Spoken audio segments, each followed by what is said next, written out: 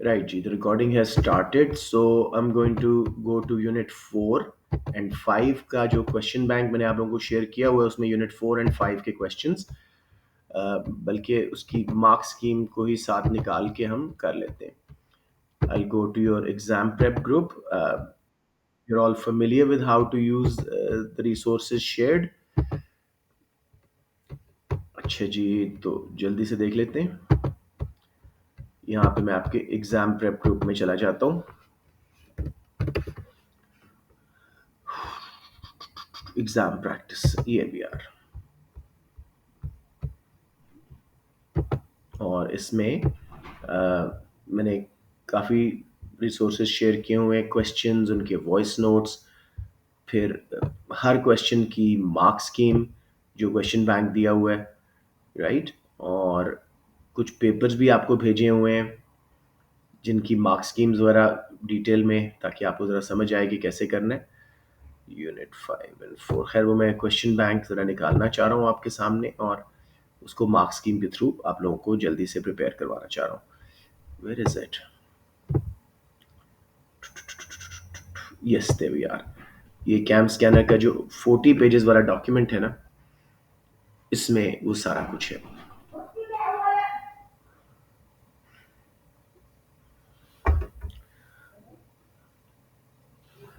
It's just taking a minute to download. और फिर हम यूनिट 4 के कुछ मेरे माइंड में आज मैक्सिमम मिनिमम प्राइस के भी आ रहे हैं, subsidies and taxes impact on consumer and producer surplus के क्वेश्चन भी, तो वो ज़रा हम देख लेते हैं. राइट जी, so I think it's about downloaded. Yes, it has. तो इसको मैं बल्कि नीचे सेव भी कर देता हूँ ताकि नेक्स्ट टाइम के लिए हमारी आसानी हो.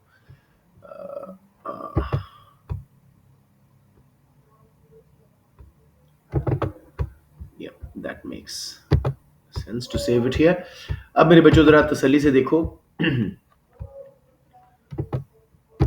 ये तो यूनिट 1 के हमने काफ़ी दफ़ा किए. यूनिट 2 के भी सारे क्वेश्चन तकरीबन देख लिए थे, कुछ क्लास में, कुछ ऑनलाइन क्लासेस में. अब मैं यूनिट 4 के क्वेश्चन तरफ जा रहा हूँ. यूनिट 4 and 5 को हम ज़रा देखते हैं. ये हमने किया था पब्लिक गुड्स एंड इसका जो क्वेश्चन था ये हमने किया था. अब जैसे ये क्वेश्चन है, with the help of a diagram assess whether introduction of a minimum price in a market can be justified. तो अब ये नई मार्क्स स्कीम जो कहती है, पुरानी भी सेम ही थी 12 मार्क्स वाली. तो इट्स अ 12 मार्क क्वेश्चन. इसमें एनालिसिस, नॉलेज एंड एनालिसिस के 8 मार्क्स होते हैं. नॉलेज एनालिसिस को ये AO1 यानी assessment objective 1 knowledge and understanding, and assessment objective 2 analysis बोलते हैं. ठीक है. तो 8 मार्क्स आपको मिलेंगे इसकी बेसिक नॉलेज के 2 मार्क्स, और उसके बाद 6 मार्क्स एनालिसिस के. सो बेसिकली इसको 2 हिस्सों में डिवाइड करना होता है. अब वापस क्वेश्चन पे जाते हैं. With the help of a diagram, तो डायग्राम बनाने से आपको नॉलेज के मतलब बेसिक डेफिनेशन, डायग्राम और explanation of what minimum price is से आपको 2 मार्क्स मिल जाएंगे. फिर उसके बाद एनालिसिस अप टू 3, अब 4 ही माइंड में रखो, up to 4, whether minimum price लगाना जस्टिफाइड होता है, क्या ये अच्छी चीज है, उसके benefits. Up to 4, why it is not justified, और इवैल्यूएशन किस हद तक जस्टिफाइड है, 4 मार्क्स, और उसमें एक कंक्लूजन का कि इसको करना चाहिए कि नहीं. अब मुझे बताएं बच्चों, आपको ये मार्क स्कीम का आइडिया क्लियर हो रहा है कि कैसे हमने डिवाइड करना है नॉलेज एनालिसिस, और यू you नो उसके बाद 4 4 मार्क्स में डिवाइड करके फिर इवैल्यूएशन के एंड पे अपने ही एनालिसिस की बेस पे एक छोटी सी समरी दे के हमें इसको सॉल्व करना होता है. Is everyone clear on the basic mark scheme?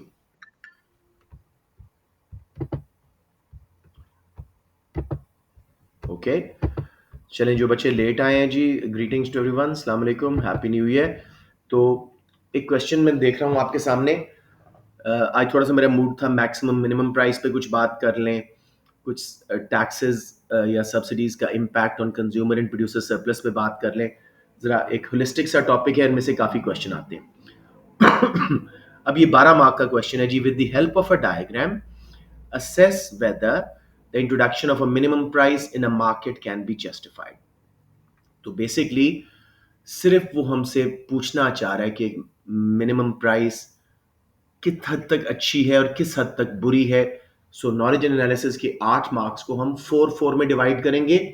Up to 4 why it is justified, क्या इसके बेनिफिट्स हैं। Up to 4 why it is not justified, उसके पोटेंशियल डिसएडवांटेजेस। और फिर इवैल्यूएशन कि गवर्नमेंट कैसे इसको इंश्योर कर सकती है और ये किस हद तक जस्टिफाई हम इसको कर सकते हैं। सो आई एम होपिंग कि काफ़ी दफ़ा एक्सप्लेन किया तो बेसिक आइडिया क्लियर है। तो let us just go through the mark scheme first. फिर मैं आपको नोट्स में दिखाता हूँ कि ये प्रॉपर आंसर हुआ है, बकायदा सॉल्व हुआ है नोट्स में आपके। जी, सबसे पहले वो कहता है जी इंडिकेटिव कंटेंट में रिस्पॉन्स में इंक्लूड AO1 यानी knowledge and understanding assessment objective 1 and assessment objective 2 analysis, diagram of a minimum price in a market, correctly label with an equilibrium price and an equilibrium quantity, and showing the existence of a minimum price above what would be the case with no government intervention। ठीक है जी। मुझे बताएं minimum price का diagram सबको आता है या you need a quick help on that.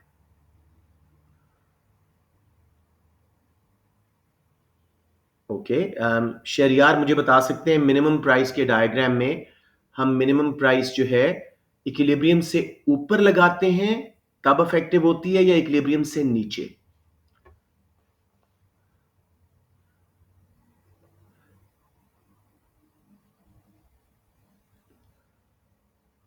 Shahryar turn on your mic, it's a very simple question. Minimum price equilibrium से ऊपर लगाई जाती है या नीचे।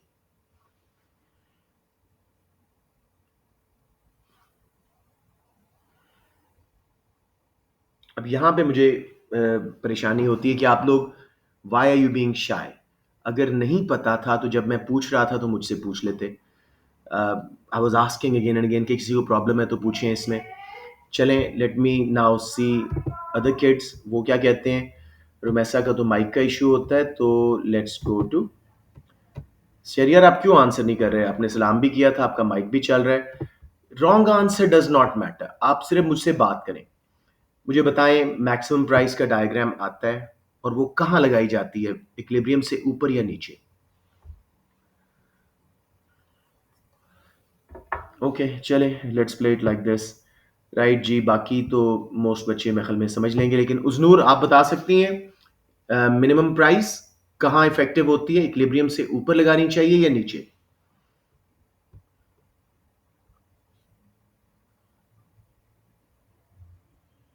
Above. Good work, शाबाश। Minimum price is basically design to help producers, ठीक है ना। तो अब थोड़ा सा इसकी मार्क्स की भी मैं साथ साथ दिखा रहा हूं और फिर हम इसका जो मेरे नोट्स में बकायदा आंसर हुआ है। Notes are made for CI, my notes are not economics book, they are made for CI scoring, ठीक है। So let's quickly go there. पहले मिनिमम प्राइस की हम डेफिनेशन करते हैं।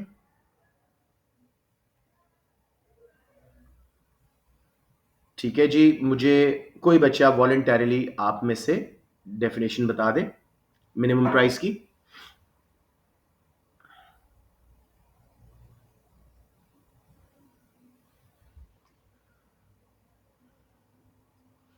ये सारे कॉन्सेप्ट्स मैंने आपको क्लास में करवाए हुए हैं बच्चों। अब आपकी इस वक्त रिवीजन भी कंप्लीट होनी चाहिए थी। Does no one in the class know what minimum price is?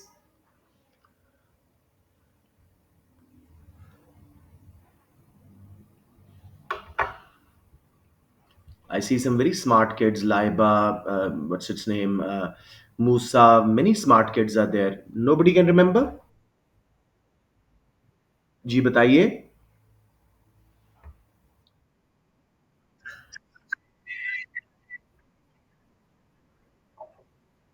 हम्म।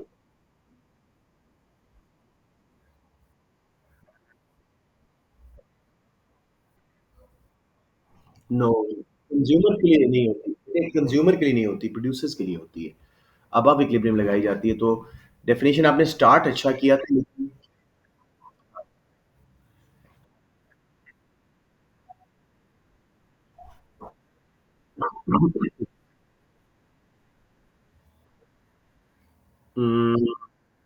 हैं, चलें कुछ हद तक बात समझ आ रही है। Let's go to the notes बेटे, ये आप लोगों के लिए रिसोर्सेज हैं, इनको प्लीज़ यूज़ करें।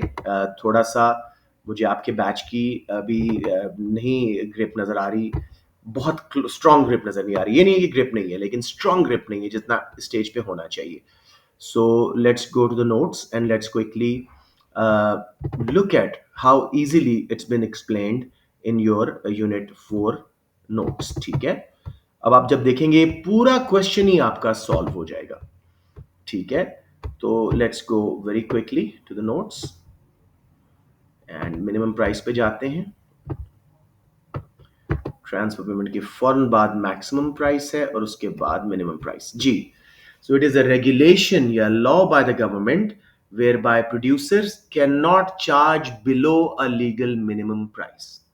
This is intended to benefit producers, especially farmers. It is effective only above equilibrium. If set below equilibrium, there'll be no effect on the market. Original price and quantity चलती रहेगी। ये इसका graph है बेटे। Basic equilibrium बनाएं, फिर minimum price equilibrium से ऊपर लगाएं। जब उस प्राइस पे जाएंगे डिमांड कर्व पहले आएगा। ए पॉइंट पे सिर्फ Q1 क्वांटिटी डिमांड हो रही है और सप्लाई बी पॉइंट तक जाएगी। अगर हम सप्लाई कर्व तक जाएं मिनिमम प्राइस से, Q2 will be the quantity supplied. Q1 से Q2 सरप्लस है। यहां तक आपके मार्क स्कीम के मुताबिक 2 मार्क्स आ चुके हैं कि उसने ग्राफ मांगा हुआ था। किसी बच्चे को प्रॉब्लम आ रही हो इसमें? सिंपल सी डेफिनेशन रखें, it's a law by the government where producers can not charge below a legal minimum price. This is intended to benefit producers. Example दे दें, स्पेशली फार्मर्स, या to make demerit goods expensive, कुछ ये भी आप example दे सकते हैं। It is effective only above equilibrium, अगर इक्विलिब्रियम से नीचे लगा तो इनफेक्टिव होगी। प्लीज मुझे बता दें शहरियार, एनीवन जिसको इस ग्राफ में प्रॉब्लम हो, मैं दोबारा बना के दिखा दूं। Okay, I'm assuming you are your own best friends and will not hesitate in asking questions. अब उसके बाद बेटे थोड़ा सा इस ग्राफ को एक्सप्लेन कर दीजिएगा कि as seen above in the figure, minimum price resulted in surplus from Q1 to Q2 in the market. अब थोड़ा सा हम बेनिफिट सिर्फ जा रहे हैं। Some producers will be able to benefit from minimum price as they can sell their output at a higher price, and the exploitation that was going on may be removed. Some farmers' incomes will rise. ये भी कह सकते हो कि demerit goods will become expensive, so some consumers will not be able to afford them, hence their consumption will reduce. यही benefits हैं। अब आपके एनालिसिस के 2 मार्क्स नॉलेज के आगे थे, साथ में एनालिसिस के मिल गए। 4 मार्क्स आपके वाई जस्टिफाइड खत्म हो गया। किसी बच्चे को यहां प्रॉब्लम आ रही हो? These are very easy topics. फिर जी why not justified, why bad, ठीक है, तो at minimum price less is bought and sold, therefore benefit of trade will reduce. अगर आप ग्राफ में देखें, पहले Q0 तक क्वांटिटी ट्रेड हो रही थी, सप्लाइड एंड डिमांडेड, अब सिर्फ Q1 लोग खरीद रहे हैं, तो ट्रेड का जो बेनिफिट था वो कम हो गया। नेक्स्ट जी, ब्लैक मार्केट्स में develop as some producers may sell below the legal price to consumers in under the table deals। वो क्यों सस्ता करके बेचेंगे? अब ग्राफ में देखो, demand is only Q1, supply is Q2, surplus को वो क्या करें? बेचारे मजबूर हो के farmers low below minimum price जो है सस्ता बेचने पे मजबूर हो जाएंगे, तो the whole idea of improving their living standards will drop, और idea of controlling demerit goods consumption will drop, क्योंकि लोग ब्लैक मार्केट्स में ये चीजें चली जाएंगी। थर्ड जी, अब गवर्नमेंट को मिनिमम प्राइस को इंश्योर करने के लिए छापे मारने पड़ेंगे, पुलिसिंग कॉस्ट बनेंगी, उन्हें टास्क फोर्सेस बनानी पड़ेंगी। दे हैव टू चेक कि कोई प्रोड्यूसर बिलो मिनिमम प्राइस तो नहीं बेच रहा, हमारे लॉ टूट तो नहीं रहा, तो उस केस में उसको पुलिसिंग की कॉस्ट, उसको यानी इन्फोर्समेंट कॉस्ट। नंबर 4 जी, अब सेलर्स मजबूर हो के प्राइस डिस्काउंट्स डायरेक्टली दे सकते, वो बहाने बहाने से प्रमोशनल ऑफर्स देंगे कि आप हमसे अगर इतना राइस का बैग खरीदते हो तो हम आपको फ्री में साथ में ऑयल दे रहे हैं, फलानी चीज दे रहे हैं। They will offer price discounts, home deliveries, other special facilities to encourage buyers to buy from them. अब असूलन यहाँ पे आपके एनालिसिस दोनों साइड के कंप्लीट हो चुके हैं। लेकिन to get very good evaluation going, आपको यहाँ पे बताना है कि गवर्नमेंट क्या करे to ensure minimum price. Government क्या करे जी, जो सरप्लस है Q1 से Q2 जो ऊपर हमने ग्राफ में देखा था, उसको खरीदे मिनिमम प्राइस पे और अपने बफर स्टॉक में, अपने इमरजेंसी स्टोरेज में रख दे। Buy the surplus at minimum price और उसको एक्सपोर्ट कर दे अगर बफर स्टॉक में जगह नहीं थी। अब इवैल्यूएशन देखो, सारी डिटेल में लिखी हुई है।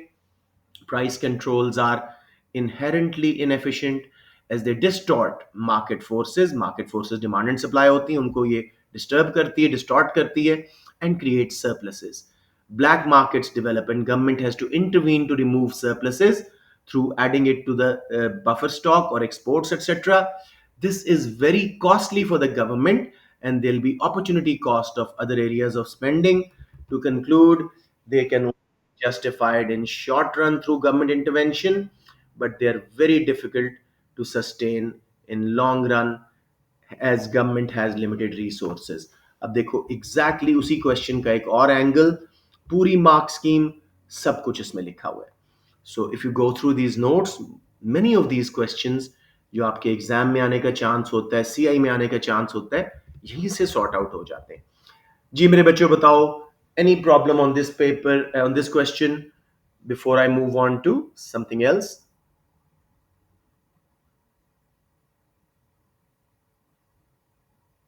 All right, खामोशी means कि आप लोग समझ रहे हैं। You are smart kids, I've got good hopes from you. तो कोई मसला नहीं है, अभी भी अगर कोई confusion है तो पूछ सकते हैं without being shy. Right ji, let me now get back to the mark scheme. आपको जरा mark scheme यूज करना सिखाता हूँ। अब देखें, इस मार्क स्कीम में वो सिर्फ आपको हाइलाइट्स देता है, पूरा आंसर नहीं देता। वो आपके पास नोट्स में है, बुक्स में है। Diagram of a minimum price in a market correctly labeled with an equilibrium price and equilibrium quantity, uh, and showing the existence of minimum price above what would be the case with no government intervention, यानी above equilibrium लगाया, ये वही जो हमने किया वो उसने बता दिया।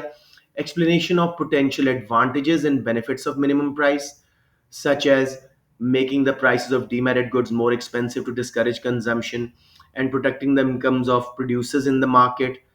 Explanation of possible disadvantages and limitations of minimum price, such as creation of excess supply and greater likelihood of producers becoming less efficient, and of why the introduction of minimum price might be ineffective. ठीक है, वही जो बातें हम उधर देख के आए। omission of a diagram, inaccurate diagram can only achieve a maximum of level 2. level 2 means आपको मैक्सिमम वो 4 मार्क्स देगा, तो ग्राफ बहुत जरूरी था इसके अंदर। A one-sided response can again only gain a maximum level 2. 4 marks में रुक जाएंगे अगर सिर्फ बेनिफिट्स बताए या सिर्फ प्रॉब्लम्स बताई, दोनों बताने हैं। सबको क्लियर हो गया? इवैल्यूएशन, वो कहता है evaluation of the potential effectiveness of introduction of a maximum price in a market, minimum price in the market. Evaluation may contain an assessment of alternative policies, but may only be rewarded if the advantages and disadvantages of minimum pricing policy have been discussed. In conclusion, whether the introduction of a minimum price in a market can be justified. इसमें उसने थोड़ी सी एक बात और की है कि भाई आप दूसरी पॉलिसीज की बात भी कर सकते हैं। तो उसमें जैसे ही हमने गवर्नमेंट की बात की थी कि गवर्नमेंट खरीद ले जी मिनिमम प्राइस पे मार्केट से और अपने बफर स्टॉक में लगा दे, तो वो अल्टरनेटिव पॉलिसी आ गई थी। आप ये भी कह सकते थे कि government can give a subsidy to remove the surplus so that new equilibrium establishes without any surplus in the market. Supply का भी पूरा शिफ्ट हो जाएगा राइट पे। समझ आ गया मेरे बेटे? कोई मसला किसी को? सो आई एम अज्यूमिंग कि मिनिमम प्राइस का ये कॉन्सेप्ट आप लोगों का अब फिक्स्ड है और ठीक है। राइट जी, let me just quickly go if there is any other question जिस पे मैं अभी बात करूं। ये मैं आपको करवा चुका हूं, मुझे याद है। अगर नहीं आप लोगों को तो वीडियो देख लीजिएगा, ये भी हम कर चुके थे। तो I think we have done these above questions. हाँ, इलास्टिसिटी ऑफ डिमांड पिछला यूनिट स्टार्ट हो गया। अब कुछ अगले क्वेश्चंस देख लेते हैं। जस्टिफाइड, उसके बाद जी ये भी मैं करवा चुका हूं, लेकिन चलें आपसे डिस्कस कर लेता हूं। Assess whether education should be classified as a public good rather than classified as a merit good. मुझे बताएं, ये याद है हमने डिस्कस किया हुआ है। अगर नहीं याद तो मैं जल्दी से एक बार रिकैप दे दूं। अब यहां खामोशी is not helping me, I need to no.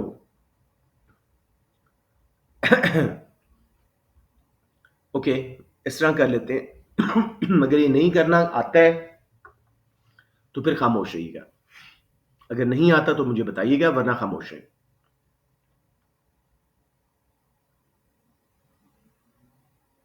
Alright, so I am assuming ये आप लोगों को क्वेश्चन कर सकते हैं। मार्क्स की में बहुत अच्छी दी हुई है, फिर नोट्स भी हैं, तो आप कोशिश करें इसको सॉल्व करें, क्वेश्चंस को मुझे भेजें।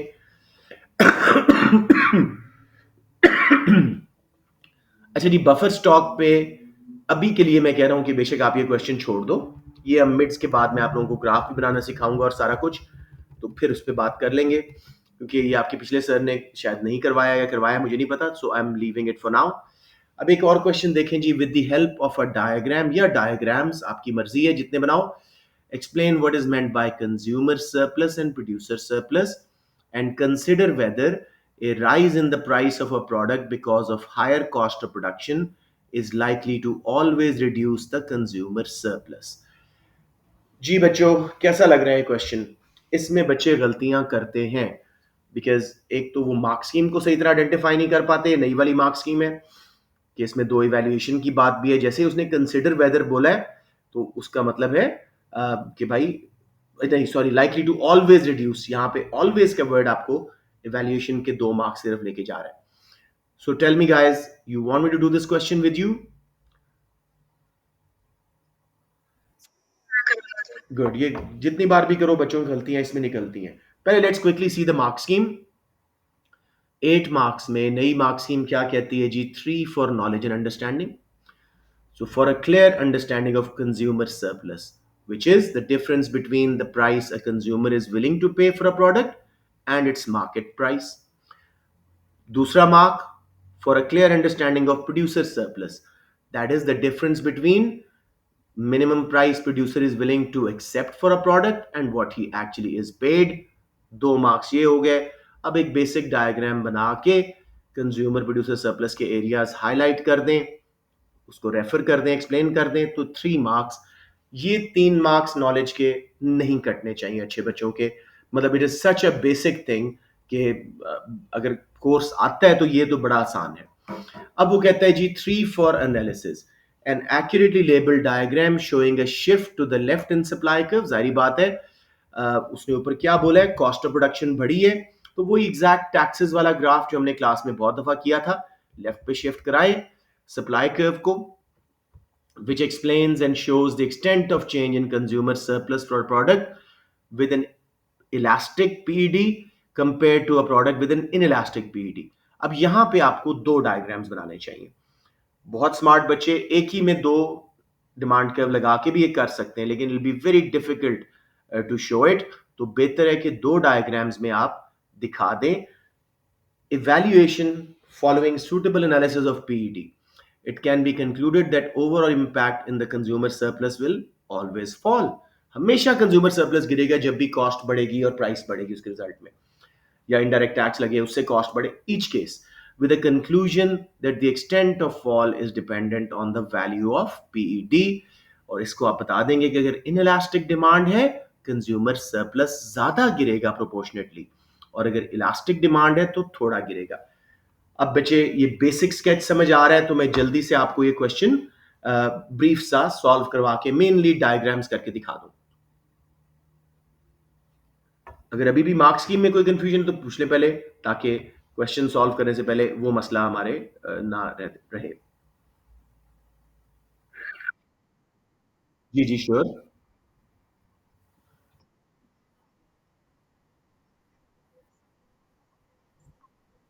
नहीं नहीं नहीं बेटे, पीडी की अलग डायग्राम नहीं बनानी।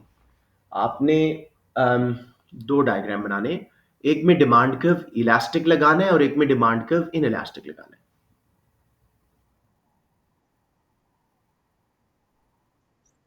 Got it? और मैं जल्दी से आपको ड्रॉ करके ये तीनों ग्राफ और बेसिक आपसे रिवाइज भी करवा लूंगा, और तीनों ग्राफ बना के आपको समझा देता हूं।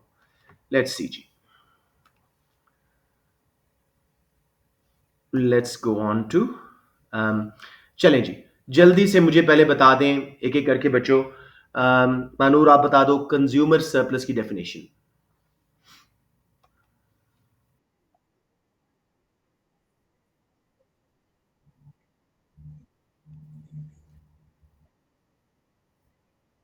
हुँ, बिल्कुल ठीक है। इसकी best definition is maximum price consumer is willing to buy a product at and what he actually buys at का डिफरेंस। प्रोड्यूसर सरप्लस की मुझे बता दें लाइबा, आप डेफिनेशन बता दो बेटे।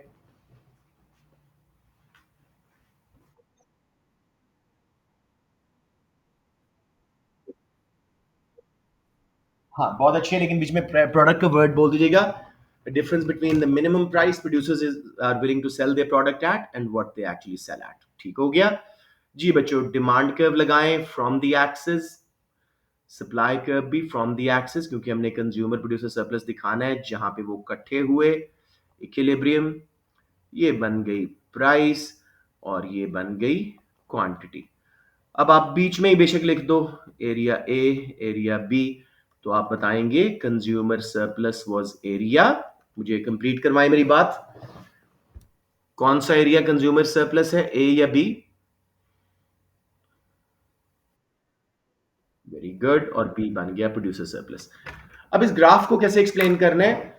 आपने कहना है जी the area below the demand curve and above the price line, area A is consumer surplus, and area above the supply curve and below the price line, area B is producer surplus। यहां पे आपको 3 marks knowledge के straight forward, दो definitions और one इस graph के, आपको score मिल गया। इसमें इंशाल्लाह ताला आप लोगों को लूज बिल्कुल नहीं करना चाहिए score. This is very very basic. उसके बाद अब हम बनाते हैं बेटे, अच्छा अपने लिए आसान कर दो। उसने क्या बोला था, कॉस्ट ऑफ प्रोडक्शन बढ़ी है, तो आप कहें cost of production may have risen due to an indirect tax imposed। ठीक है,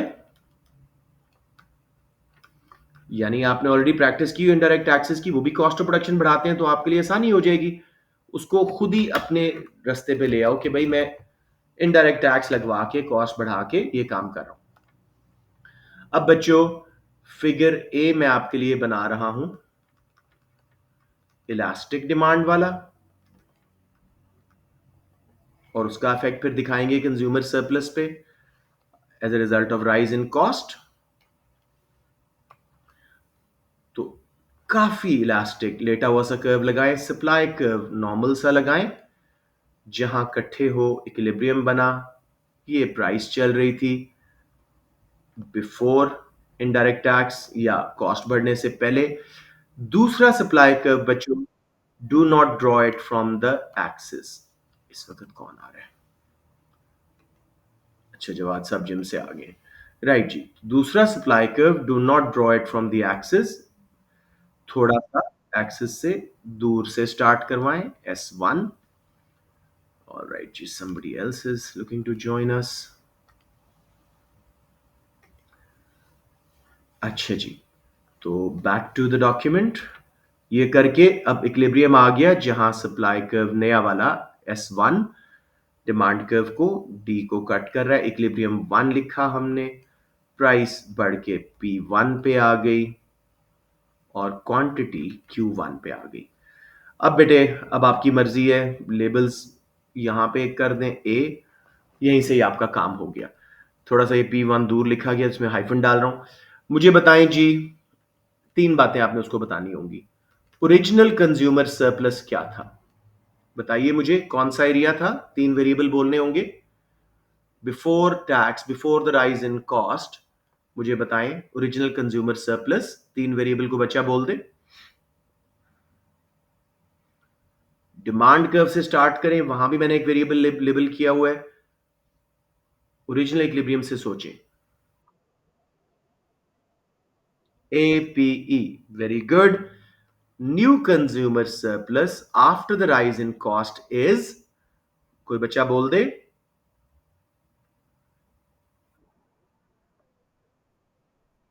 शाबाश, डिफरेंट बच्चे बोल रहे हैं, वेरी हैप्पी। राइट, रिडक्शन कितनी हुई है? वो ट्राइपीजियम सा बनता है, उस ट्रापीजियम का कौन मुझे बताएगा? 4 वेरिएबल बोलने होंगे। पहले था APE। शाबाश, P1, E1, PE। This would sort you out, ठीक है। आपका एनालिसिस के 2 मार्क्स यहां तक आ सकते हैं। अब हम चल रहे हैं जी, इन इलास्टिक डिमांड, सेम काम कर रहे हैं। अच्छा, थोड़ा सा एंड पे मैं कर दूंगा, मैं प्रोड्यूसर सरप्लस वाला इलाका भी दिखाना चाह रहा हूं, because I also want you to be prepared for a question, if there is producer surplus के ऊपर क्वेश्चन तो वो भी आप कर सकें।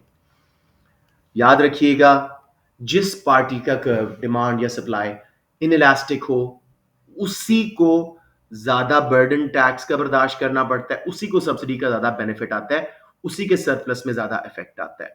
ठीक हो गया। अब इन इलास्टिक डिमांड कर्व मैंने लगाया, ठीक है। नॉर्मल सप्लाई कर्व लगाया, इक्विलिब्रियम बनाया। अब देखिए, ये प्राइस बन गई, ये क्वांटिटी बन गई। अब सप्लाई कर्व दूसरे वाला एक्सिस से स्टार्ट ना करें और ना ही प्राइस लाइन के ऊपर जाने दें इसको, ठीक है।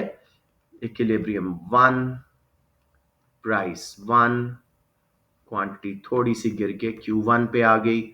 अब जी मैंने फिर ए लेबल कर दिया, again APE original consumer surplus था, और उसके बाद P1 A E1 new consumer surplus after the rise in cost बच गया।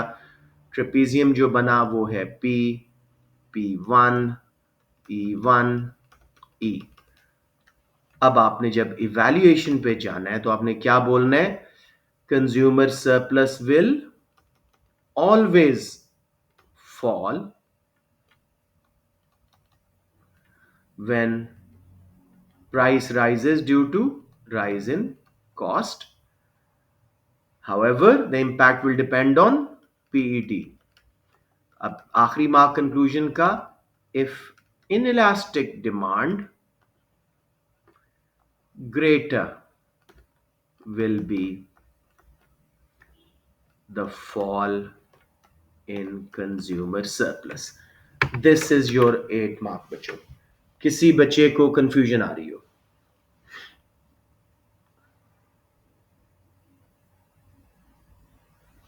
Totally crystal clear?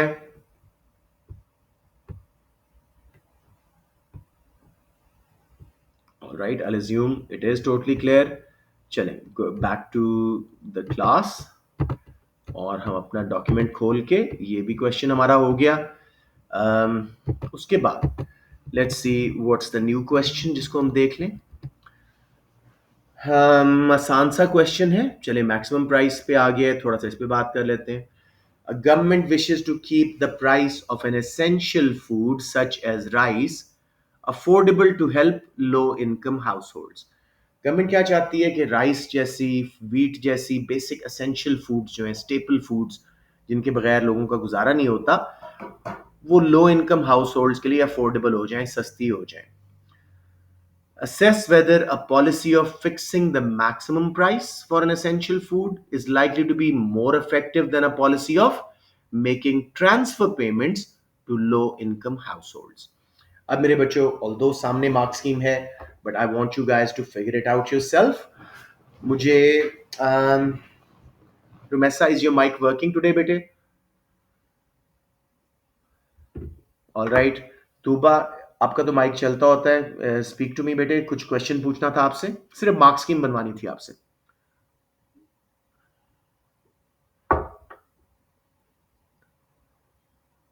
Tuba, okay, I am kind of मजबूरन मुझे 2-3 बच्चों से बात करनी पड़ रही है। चलें, महानूर आप मुझे बताएं, 12 मार्क की मार्क स्कीम कैसे हम इसको डिवाइड करते हैं, जरा थोड़ा बताएं मुझे।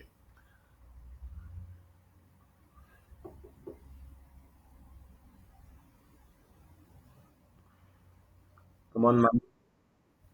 8 and 4, यानी 8 किसके होते हैं? एनालिसिस एंड नॉलेज के, एंड 4 इवैल्यूएशन जिसमें एक कंक्लूजन है।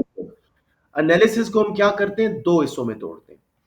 अप टू फोर फॉर, इस क्वेश्चन को डिवाइड करें, मुझे बताएं, up to four for what and up to four for what analysis. हाँ,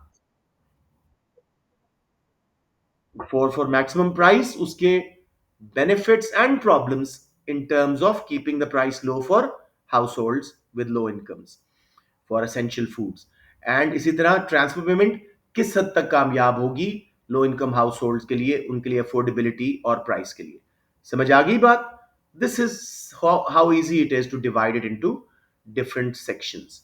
सब बच्चों को ये बात क्लियर हो गई है? ऑलराइट, सबसे पहले मैक्सिमम प्राइस की डेफिनेशन मुझे चाहिए। कौन बताएगा मैक्सिमम प्राइस? बिल्कुल मिनिमम प्राइस की ऑपोजिट है। Someone define maximum price. Musa आप करें ताकि वो आपका कॉन्सेप्ट मुझे क्लियर हो जाए कि सही बताते हो।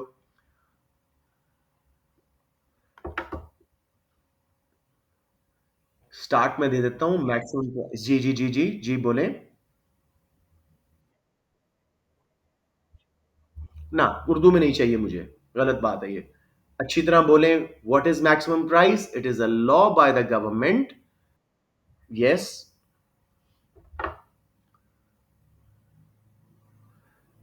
जो बच्चा बोल रहा था कंप्लीट करें मेरी बात को। What is maximum price?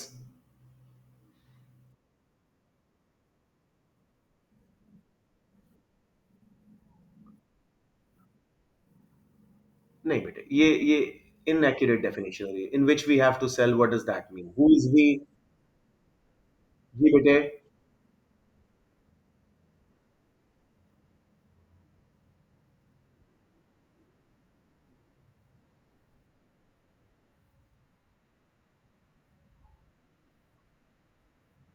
कुछ बेहतर है, कुछ बेहतर है। ऑर्गेनाइजेशन का वर्ड बोल के आपने गड़बड़ की है। एक पूरी इंडस्ट्री पे लगाई जाती है, एक पूरे सेक्टर पे लगाई जाती है। तो again I am force to go back to the notes, जो कि आपने खुद रिवाइज करना है। इट्स नॉट माई जॉब पढ़ाऊं, चार चार एक्स्ट्रा क्लासेस लूं, फिर भी आपको रिवाइज करूं। No no no, this is your job. अब देखो पूरा आंसर।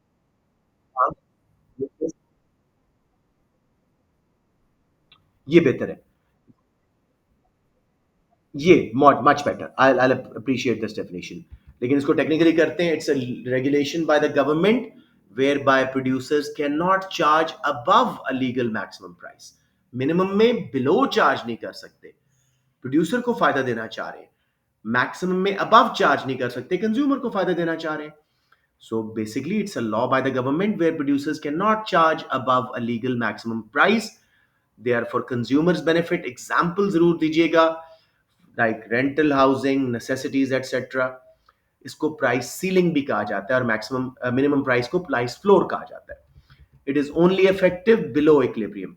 इस केस में आप बिलो इक्विलिब्रियम लगाएं, देखें शॉर्टेज पैदा हो गई है Q0 से Q1, सप्लाई सिर्फ Q0 है, और डिमांड क्वांटिटी डिमांडेड Q1 है, क्योंकि लोग ज्यादा खरीदना चाह रहे हैं सस्ते होने की वजह से। अब आगे आंसर पे हम पहले नोट्स में देखते हैं, फिर जाके मार्क स्कीम से टैली करते हैं, स्कोर मिल जाएगा आपको। थोड़ा सा एडजस्ट करना पड़ेगा। तो जनरल बेनिफिट थे ना, it reduces prices of necessities. अब हम यहाँ पे सम कंज्यूमर्स की भी दिया, some low income household will be able to afford necessities like rice on a lower price. This will improve their living standards. They'll be able to save money from necessities and can buy other goods as well. कुछ समझ रहे हो ना? उसी benefit को हमने expand किस पे किया है? क्वेश्चन के मुताबिक लो इनकम हाउस होल्ड्स पे, कि उन्हें राइस वगैरह जैसी चीजें सस्ती मिल जाएंगी, उनके पास कुछ पैसे बच जाएंगे जिनको वो और अच्छी चीजें, लग्जरीज भी खरीद सकते हैं, अपने लिविंग स्टैंडर्ड को बेहतर कर लेंगे, उनकी अफोर्डेबिलिटी बढ़ जाएगी। अगर मैक्सिमम प्राइस बहुत सारी प्रोडक्ट्स पे लगी हुई है तो इन्फ्लेशन मुल्क में कम हो जाएगी। अगेन लो इनकम हाउस होल्ड के लिए आसानी, उनकी परचेजिंग पावर, रियल इनकम बढ़ जाएगी। समझ आ गया मेरे बच्चों? ये इसके बेनिफिट्स थे, राइट? यहाँ पे आपके एनालिसिस के graph, definition, examples, explanation of the graph plus the two benefits should get you all four. अब हम बात करते हैं यहीं पे, all the four, sorry analysis पूरे नहीं हुए। एक मार्क अभी रहता है जो इसके डिसएडवांटेजेस में हमने करना है। बट प्लीज डोंट थिंक कि एक मार्क है तो मैं एक ज्यादा कर दूं, नहीं, right all four of them. These CI examiners are heavily biased towards long well written answers. तो आपको स्कोर अच्छा करना है तो ये सारे बताओ। Maximum price will create shortage from Q0 to Q1 as in above diagram, as consumers want to buy more at cheaper price but less producers are willing to sell. Most important point, non-price methods of rationing will develop, such as queuing. लोगों को line में लग के first come first serve की base पे लेना होगा. सिर्फ चंद कंज्यूमर्स को मिलेगा लेकिन उन्हें मिल जाएगा अगर वो लाइन में लग गए. या फिर पॉलिटिकल फेवर्स होंगी, फेवरेट कस्टमर्स को, रिलेटिव्स को, पॉलिटिकली पावरफुल लोगों को मिलती रहेगी वो बेसिक चीजें. और आम लोगों को यहां पे आप डिसएडवांटेज लेंगे कि लो income house hold will not be their favorite customers and may not be able to get a hand on the product if product is distributed through political favors. क्योंकि कम बन रही है ना, ज्यादा लोग खरीदना चाह रहे हैं. शॉर्टेज के रिजल्ट में वही मसला, मिनिमम प्राइस वाला ब्लैक मार्केट्स बनेंगी. फ्रस्ट्रेटेड कंज्यूमर्स जो हैं अंडर हैंड डील्स करेंगे प्रोड्यूसर्स के साथ अबव मैक्सिमम प्राइस. उसको रोकने के लिए गवर्नमेंट को छापे मारने पड़ेंगे, पुलिसिंग कॉस्ट आएगी. साथ में प्रोड्यूसर्स अपना प्रॉफिट कायम रखने के लिए क्वालिटी शायद कम कर दें. To cut cost they will use cheaper raw materials. Quality कम हो जाएगी एसेंशियल फूड्स की, जैसे चावल में वो मिक्स कर देंगे, दालों में चावलों में पत्थर, ताकि अपनी कॉस्ट कम कर सकें, अपना प्रॉफिट बना सकें. यहाँ पे अब गवर्नमेंट को इंश्योर करने की जरूरत यहाँ पे नहीं है, सिर्फ 4 मार्क्स से बहुत ज्यादा डिटेल हो रही है. यहीं पे 4 मार्क्स के लिए हम आएंगे ट्रांसफर पेमेंट्स की तरफ. सब्सिडीज, टैक्सेस, ट्रांसफर पेमेंट कहाँ है ये? तो आप कहें जी, again define it. These are paid by the government from tax revenue to those who are economically inactive. These are unearned incomes, for example, pensions, unemployment benefits, food stamps. Food stamps क्या होती हैं? Vouchers देते हैं आपको कि भाई इतने मन आटा ले सकते हो आप, इतने किलो चावल ले सकते हो, इस तरह करके. सो अब अगेन आप बताइएगा बेनिफिट. ये बेनिफिट जनरल है, आपने इनके साथ लगाना है. कैसे लो इनकम हाउस होल्ड को फायदा होगा? They will get food stamps, they'll get pensions, unemployment benefits. Their incomes will rise, they will be able to afford the basic necessities such as rice. Their living standard will rise. Moreover, they reduce income gaps because they're taken from taxpayers rich and given to poor people. उससे equality आना शुरू हो जाएगी, उससे भी लो income house holds को benefit होगा. Overall country को भी बेनिफिट हो सकता है, क्योंकि गरीब अपनी इनकम का, एडिशनल इनकम का ज्यादा हिस्सा स्पेंड कर देता है, तो as a result economic activity बढ़ेगी. लेकिन प्रॉब्लम क्या है जी? लोग घर बैठ जाएंगे, उन्हें पता है जी पेंशन मिल रही है, अनएम्प्लॉयमेंट बेनिफिट्स मिल रहे हैं, घर बैठ जाएंगे, जॉब पे नहीं जाएंगे, स्पेशली अगर minimum wage is too close to transfer payments. Economy अपने पीपीसी पे प्रोड्यूस नहीं करेगी. जब भी अनएम्प्लॉयमेंट हो, पीपीसी से पीछे हम होते हैं ना, इकोनॉमी अपने पीपीसी पे प्रोड्यूस नहीं करेगी. लास्टली गवर्नमेंट का बजट डेफिसिट हो सकता है, इतना स्पेंड कर रही है इसके ऊपर. एक जरा क्वेश्चन के रिलेशन में आप बोल दीजिएगा कि the food stamps, the food vouchers may be sold in illegal markets and low income household may still not get the product. Evaluation पे आते हैं जी. मुझे बताएं आप लोगों को दोनों में से बेहतर कौन सी लग रही है? मैक्सिमम प्राइस लगाना या ट्रांसफर पेमेंट करना?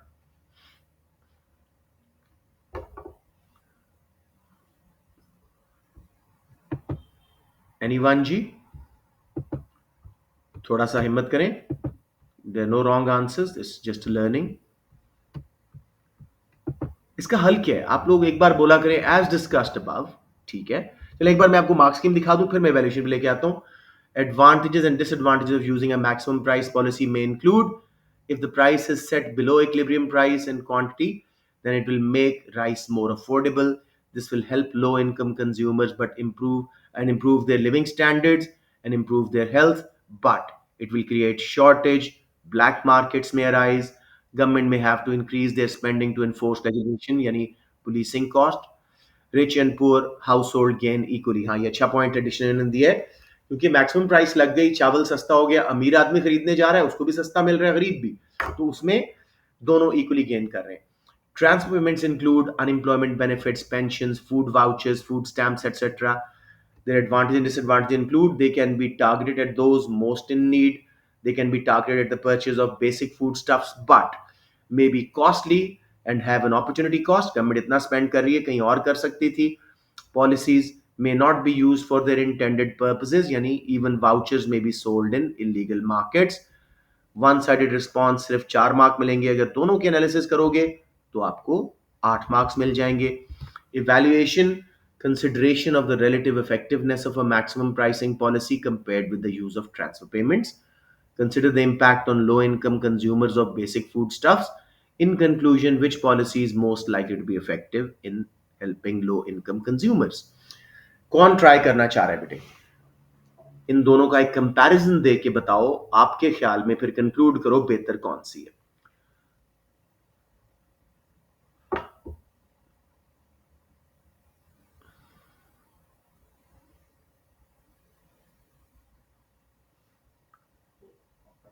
एनीवन ट्राई, कोई गलत बात नहीं है. वैल्यूएशन आते आते आती है, जरा टाइम लगता है. बताएं मुझे. एनीवन.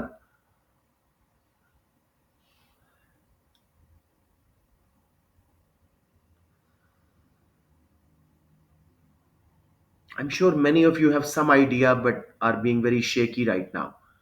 कोई गलत बात नहीं है, मैं बार बार कह रहा हूं, it's just a class, it's not an exam. हो सकता है यही आपके पेपर में हो, तो जो बोलेगा उसको फायदा होएगा. Please go ahead.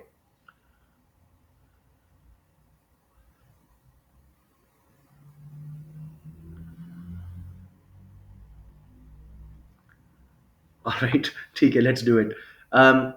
आप क्या बोलिए. As discussed above, both maximum price and transfer payments can be used to help poorer household, low income households to afford basic necessities such as rice. Maximum price does attain the target of reducing the price as stated in the question, hence can be preferred, but the cost involved in ensuring it and all the black markets resulting causes a major problem. On the other hand, transfer payment will encourage low income households to buy more. It will increase economic activity, but again, government budget may go into deficit and may cause unemployment. To conclude, ठीक है, समझ रहे हैं ना? To conclude, both these policies are only short run solutions. Best conclusion में आप third policy बता सकते हैं. Government should encourage enterprise and supply side in such a manner that poverty reduces. In the long run, people can afford these necessities by themselves without government's help. यानी society को खुद ही उनको अपने पैरों पे खड़ा होने का मौका दें. ठीक है, एजुकेशन एंड ट्रेनिंग के थ्रू, सब्सिडीज के थ्रू बिजनेसेस सेटअप करें, जॉब्स क्रिएट करवाएं and all that.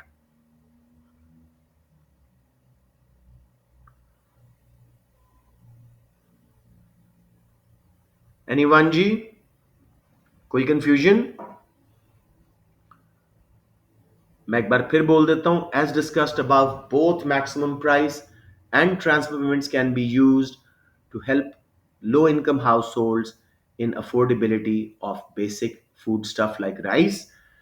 Maximum price will be set below equilibrium. People will be able to afford them. Low income households will benefit. However, there's a problem of black markets, shortages, policing, and government will have to incur a lot of cost. ठीक है.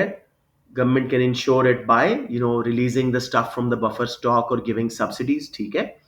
On the other hand, transfer payments also add to the income of poor households. They're able to afford these basic necessities, but most of the times they do not buy basic necessities and sell food vouchers, stay unemployed as a result.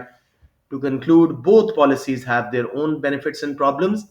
In my opinion, government should create an economy where jobs can be made available, education and training can be provided, subsidies given to the businesses, so people, low income households start earning more and are able to afford these goods without much of government help.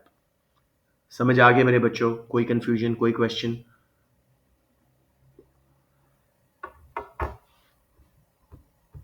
Alright जी, चले, let's now close the class. उससे पहले मैं आपकी recording बंद कर दूं and I will share the recording with you guys most probably tomorrow.